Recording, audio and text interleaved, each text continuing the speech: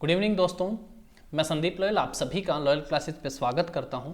और आप सब तैयारी कर रहे होंगे नर्सिंग के एग्ज़ाम की, जो कि पीजीआई रोहतक कंडक्ट करवाने वाला है। संभावित परीक्षा तिथि एग्ज़ाम मार्च में हो सकता है और हरियाणा के अलग अलग मेडिकल कॉलेजेस में लगभग 300 प्लस वैकेंसीज़ के लिए एग्ज़ाम कंडक्ट करवाया जाएगा। नर्सिंग के 45 यहाँ पे क्वेश्चन रहेंगे, यानी नर्सिंग के क्वेश्चनों की वेटेज जो है सबसे ज़्यादा रहने वाली है। बाकी 45 जो हैं उनमें सबसे ज़्यादा हरियाणा जीके होगा, जिसकी क्लास हम लोग डेली कर ही रहे हैं। 23 क्वेश्चन हरियाणा जीके से आएंगे। उसके बाद कंप्यूटर जो है वो 10 क्वेश्चन कंप्यूटर से, और बाकी जो दो क्वेश्चन है 6 अलग अलग सब्जेक्ट से आएंगे, वो 12 वो क्वेश्चन होंगे, जिसमें हिंदी भी होगी, इंग्लिश भी होगा, मैथ भी होगा, रीजनिंग भी होगा, साइंस भी होगा और इंडिया जीके भी होगी। यानी यहाँ से आपसे दो क्वेश्चन जो हैं वो इन 6 सब्जेक्ट से पूछे जाएंगे और 10 कंप्यूटर और हरियाणा जी के। तो नर्सिंग के कुछ इंपॉर्टेंट क्वेश्चनों के साथ मैं आप लोगों के बीच हूँ। और पहला आज का हमारा क्वेश्चन है, the stage of the embryo in which all the body parts can be identified is called. Hindi में भी बता देता हूँ, भ्रूण की वह अवस्था जिसमें उसके शरीर के सभी अंगों की पहचान की जा सकती है क्या कहलाती है। आई होप क्वेश्चन आप सब समझ पाए होंगे। फोएटस, गैमेट, जाइगोट और एग बताइएगा। आप लोग अपना आंसर जरूर साथ साथ दीजिएगा, एज्यूम कर लीजिएगा। The stage of the embryo in which all the body parts can be identified is called, उसे क्या कहते हैं दोस्तों। तो दोस्तों क्या सही आंसर हो जाएगा? फोएटस। ऑप्शन ए जो है हमारा इस क्वेश्चन का सही आंसर हो जाएगा। जो ये एम्ब्रियो यहाँ पे लिखा हुआ है, is made up of many cell, is made up of many cell, made up of many cell। Detail solution के साथ मैं आप लोगों को एक इन्फॉर्मेशन यहाँ पे दे दूँ। लॉयल क्लासेस के नाम से ऐप है, डिस्क्रिप्शन में लिंक दिया हुआ है, आप लोग डाउनलोड कर लीजिएगा। और वहाँ पे बहुत ज़बरदस्त तरीके से सभी मॉक टेस्ट फिलहाल फ्री ऑफ कॉस्ट अवेलेबल हैं। फ्री ऑफ कॉस्ट आप लोग डाउनलोड कर सकते हैं, टेस्ट को अटैम्प्ट कर सकते हैं। और मैं आप लोगों के लिए वहाँ पे 1000 क्वेश्चनों की PDF। क्वेश्चन कौन से दोस्तों? क्वेश्चन वो जो कि HSSC ने पूछे हैं, जो कि पीजीआई रोहतक ने अभी तक, जो स्टाफ नर्स के मेरे पास पीजीआई रोहतक के 3 एग्ज़ाम हैं और HSSC के 2, कुल 5 तो ये आपके प्रीवियस पेपर हो गए हैं। उसके बाद NHM है, उसके बाद RRB है, उसके बाद अलग अलग जो एम्स में एग्ज़ाम हुए नर्सिंग ऑफिसर के, उनमें नर्सिंग से पूछे गए सभी क्वेश्चन डिटेल सॉल्यूशन और ऑफिशियल आंसर की के साथ वहाँ पे अवेलेबल हैं। आप लोग ज़रूर डाउनलोड करिएगा, आपको बहुत मैटर यहाँ पे मिलेगा। लॉयल क्लासेस के नाम से ऐप है, प्ले स्टोर से डाउनलोड कर सकते हैं, डिस्क्रिप्शन में लिंक भी दिया हुआ है। और यहाँ पे आंसर क्या हो जाएगा आपका? फोएटस। तो भ्रूण की वो अवस्था जिसमें उसके सभी अंगों की पहचान की जा सकती है, उसे क्या कहते हैं? हम लोग फोएटस के नाम से जानते हैं। चलिए अब उसके बाद नेक्स्ट क्वेश्चन पे चलते हैं हम लोग। और चलिए, तो साइंस का क्वेश्चन आ गया, बता दीजिए आप लोग इसका आंसर भी। The power of lens of focal length F is given by, यानी पावर ऑफ लेंस का फॉर्मूला पूछा हुआ है। पावर ऑफ लेंस क्या होती है दोस्तों? Reciprocal of focal length. Reciprocal of focal length को क्या कहते हैं? पावर ऑफ लेंस कहते हैं। इसका फॉर्मूला यहाँ पे लिखा है 1/f। ऑप्शन डी सही आंसर हो जाएगा। डायोप्टर जो है इसकी यूनिट होती है, डी से उसको रिप्रेजेंट किया जाता है।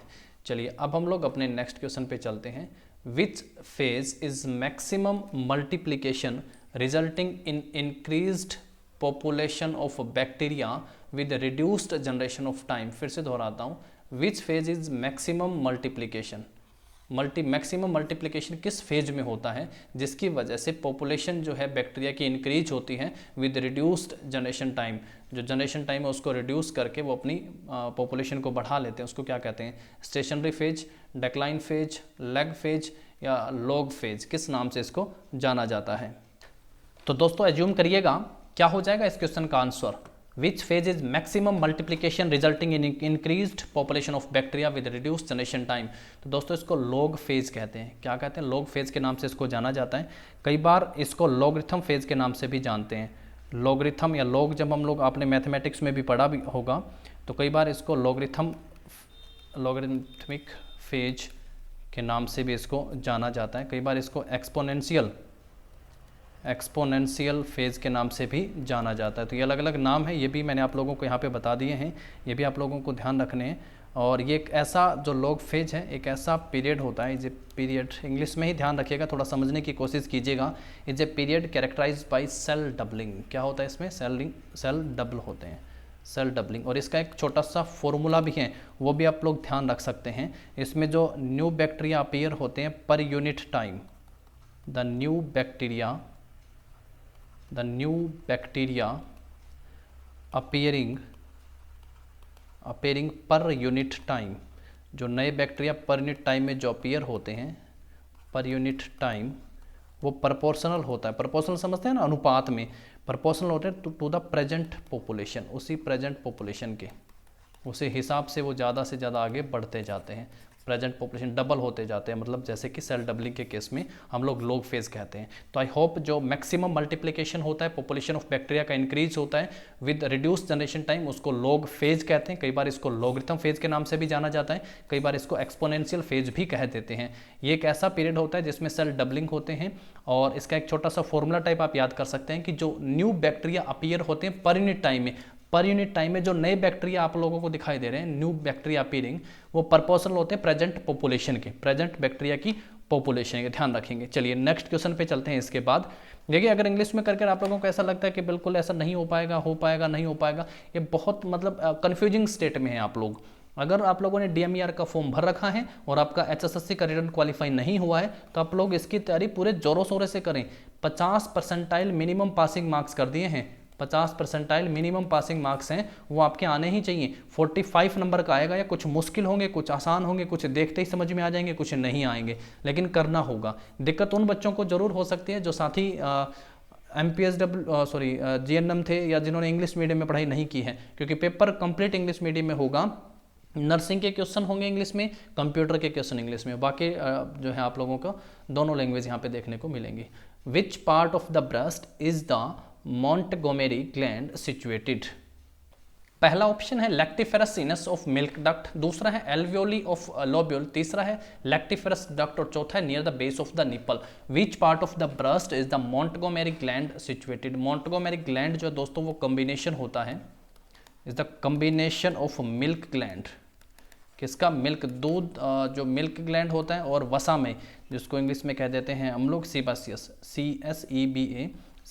सीबासियस ग्लैंड, इनका कॉम्बिनेशन होता है, उसको मिल्क ग्लैंड कहते हैं। और कहाँ पे ये सिचुएटेड होती है? तो ये near the base of the nipple, near the base of the nipple situated होती है। तो ऑप्शन जो डी है हमारा इस क्वेश्चन का सही आंसर हो जाएगा।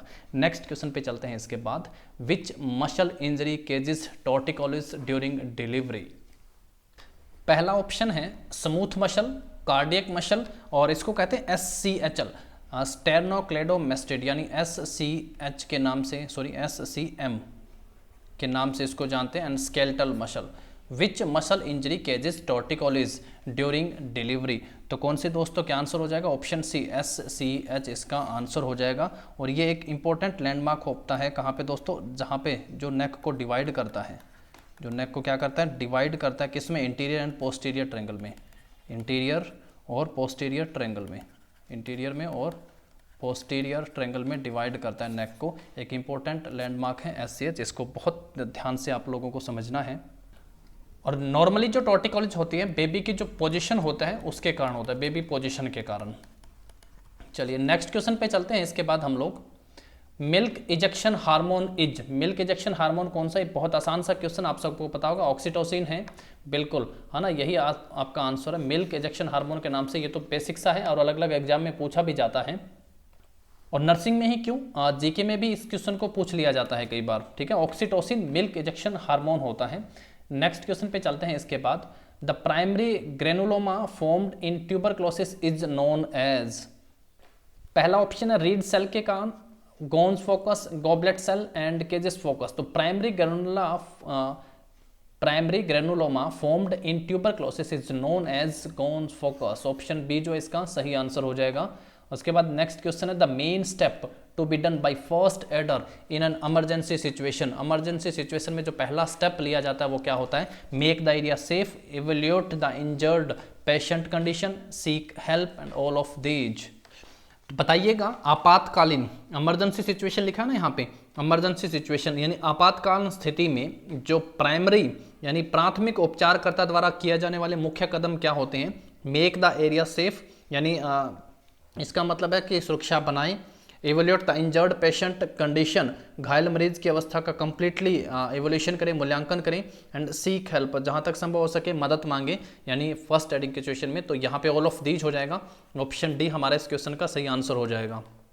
इसके अलावा भी आप लोग ध्यान रखिएगा, जो फर्स्ट एड होती है उसके क्या फंक्शन होते हैं, mainly aim, what is the main aim of the first aid. First aid के मेन एम क्या होते हैं दोस्तों, टू प्रिजर्व लाइफ, जीवन को बचाना, to preserve life, to preserve life, to prevent injury, to promote recovery, recovery को बढ़ावा देना, to promote recovery, to promote recovery, और to help to ensure safe transportation, भी जल्दी से सुरक्षित जगह पे ले जाया जाए, टू हेल्प, सेल्फ ट्रांसपोर्टेशन होना चाहिए, to help to ensure safe transportation. First aider के मुख्य काम है ये ट्रांसपोर्टेशन।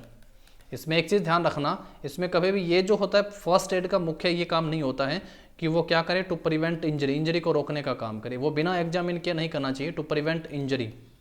ये फर्स्ट एड का मेन फोकस, मेन काम नहीं होता है ये ध्यान रखना, फर्स्ट एड का मेन ये नहीं होता है।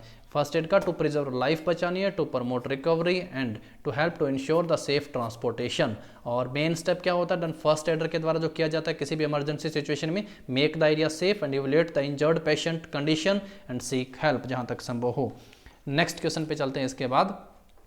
ए newborn that is above the 90th percentile on the intrauterine growth curve is termed as. इसका क्या मतलब होगा कि अंतर्गर्भाशय विकास में जो 90वें यानी 90 जो परसेंटाइल होता है उसके ऊपर के जो नवजात शिशु को क्या कहा जाता है, पोस्ट टर्म बेबी, या large for gestation age, small for gestation age, या फिर उसको प्रीटर्म बेबी, अपरिपक्व बेबी जिसको कह देते हैं। तो इसको क्या आंसर होगा दोस्तों इसका, तो इंट्रा यूटेरन जो ग्रोथ है इसको जो कर्व पे रिप्रेजेंट किया जाएगा तो इसका क्या आंसर हो जाएगा, large for gestation age. Option जो है आपका यहाँ पे बी इस क्वेश्चन का सही आंसर हो जाएगा। आई होप आप परसेंटाइल को तो यहाँ पे समझ पा रहे होंगे। फॉर एग्जांपल मान लीजिएगा कि अगर किसी के वेट को रिप्रेजेंट करना और वो वेट बता रहा है किसी बेबी का 50 परसेंटाइल वेट बता रहा है, तो उसका मतलब होता है कि आउट ऑफ 100 जो नॉर्मल चिल्ड्रन हुए हैं, आउट ऑफ 100 नॉर्मल चिल्ड्रन जो उसके एज के हैं, उस एज में आउट ऑफ 100 जो चिल्ड्रन हुए 50 जो विल बी बिगर, 50 जो उससे बड़े हैं, मोटे हैं, 50 विल बी बिगर, उससे बड़े हैं। यानी परसेंटाइल मेथड जैसे अभी लगा है ना, तो आप लोग इसके बारे में जान सकते हैं। तो ये जो 19th परसेंटाइल होता है, ये जो कर्व रिप्रेजेंट करेगा इंट्रा यूटेरन ग्रोथ की, उसका मतलब लार्ज फॉर गेस्टेशन एज कहलाएगा, लार्ज फॉर गेस्टेशन एज। चलिए इसके बाद नेक्स्ट क्वेश्चन पे चलते हैं हम लोग।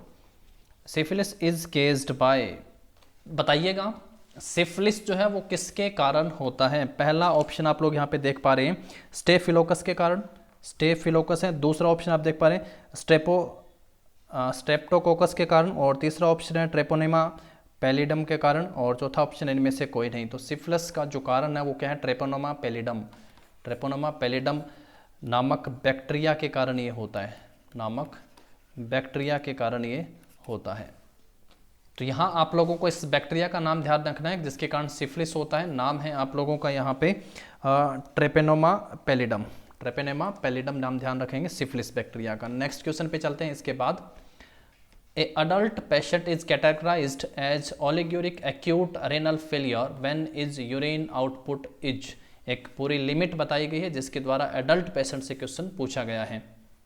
पहला ऑप्शन है less than 200 ml per day, less than 400 ml per day, less than 500 ml per day, और less than 600 ml per day.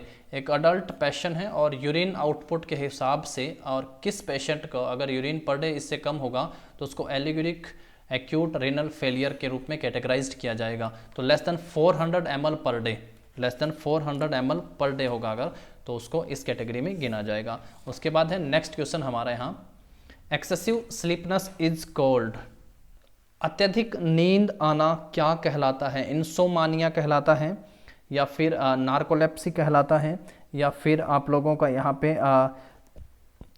सोमनाबुलिस कहलाता है, बताइए, या फिर इनमें से कोई नहीं है। तो क्या कहेंगे इस क्वेश्चन का आंसर। तो दोस्तों आप लोगों ने अभी तक एज्यूम तो किया ही है, इंसोमेनिया जो है ये कम नींद आने के लिए कहते हैं हम लोग। जो कम नींद आती है तो हम लोग क्या कहते हैं, इंसोमेनिया, यानी इसमें पुअर स्लीपिंग आप लोग लिख सकते हो, पुअर स्लीपिंग, इंसोमेनिया।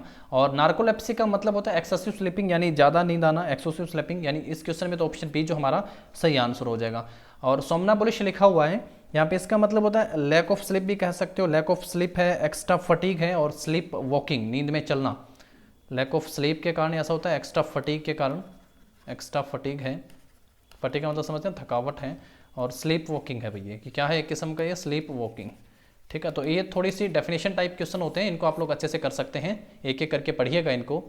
अब चलते हैं हम लोग अपने नेक्स्ट क्वेश्चन के ऊपर। An abnormal accumulation of fluid is known as, body के अंदर किसी भी जो टिश्यू होते हैं उनके अंदर अबनॉर्मल, एक्यूमुलेशन का मतलब आप सब समझते हैं, एक्यूमुलेशन का मतलब होता है इकट्ठा हो जाना, कलेक्ट हो जाना, इकट्ठा हो जाना, संचय हो जाना, हिंदी में संचय हो जाना, इकट्ठा हो जाना।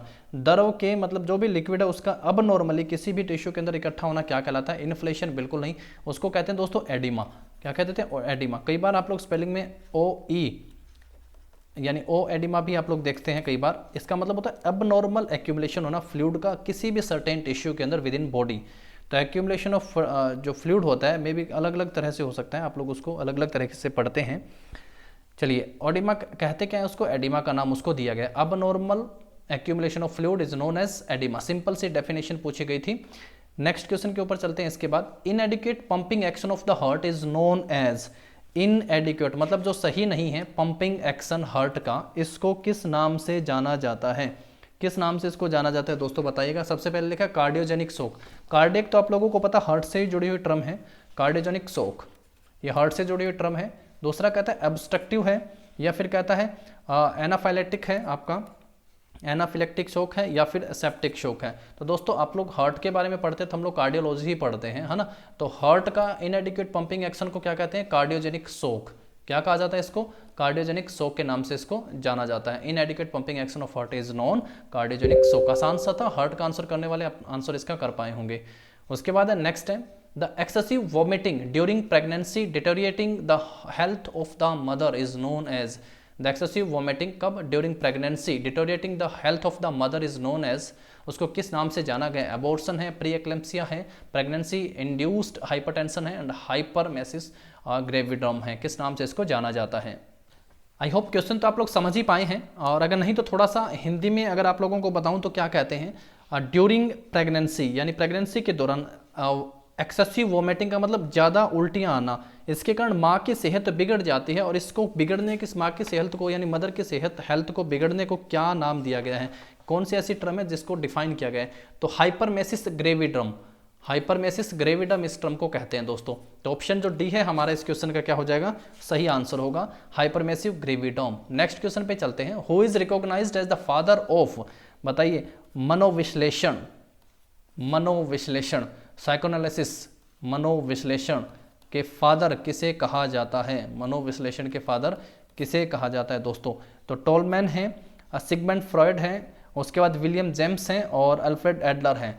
तो मनोविश्लेषण के जनक या फादर के रूप में किसे जाना जाता है दोस्तों? सिगमंड फ्रॉयड को जाना जाता है। सिगमंड फ्रॉयड, ऑप्शन जो बी है हमारा इसका सही आंसर हो जाएगा, सिगमंड फ्रॉयड को जाना जाता है। चलिए नेक्स्ट है, which of the following drug will be administered to treat anaphylaxis. ये आप लोगों के लिए होमवर्क है, आप लोग इसका आंसर करिएगा जरूर सब बच्चे, होमवर्क है आपका ये। Which of the following drugs will be administered to treat anaphylaxis. Digoxin है, एट्रोपाइन है, और एपिनफ्राइन है यहाँ पे, और सोडियम बाइकार्बोनेट है। कौन सी ड्रग जो है वो दी जाती है? हिंदी में भी पढ़ देता हूँ, इसको सुन लीजिएगा ध्यान से कि which of the following drug will be administered to anaphylaxis. Anaphylaxis का इलाज करने के लिए इन निम्नलिखित में से कौन सी दवा दी जाती है? डिजोक्सिन दी जाती है, डाइजोक्सिन है, एट्रोपिन है यहाँ पे दूसरा ऑप्शन, और तीसरा ऑप्शन जो है आप लोगों को यहाँ पे एपिनेफ्रीन, एपिनेफ्रीन है तीसरा ऑप्शन, और सोडियम बाइकार्बोनेट है चौथा ऑप्शन। आंसर कीजिएगा सारे, और अगर लगे कंटेंट हेल्पफुल है, वैल्यूबल है, तो अपना रिस्पॉन्स जरूर दीजिएगा, कमेंट जरूर कीजिएगा सारे, और ताकि डेली ये क्लासेस हम लोग लेके आएँ। और मैंने आप लोगों को जैसा बताया, लॉयल क्लासेस के नाम से ऐप है, आप लोग ज़रूर डाउनलोड कर लीजिएगा, बहुत हेल्पफुल कंटेंट रहेगा। और आपके DMER का पूरा कोर्स आप लोगों को वहाँ पे पूरा तैयार किया जाएगा, ताकि आप लोग अच्छे से उस पेपर को अटैम्प्ट करें और सक्सेस ले पाएँ, कामयाब हो पाएँ वहाँ पे आप लोग, जिन कैंडिडेट का यहाँ पे पेपर SSSC में नहीं हो पाया था। Thank you and all the very best for your exam. पढ़ते रहें, तैयारी करते रहें।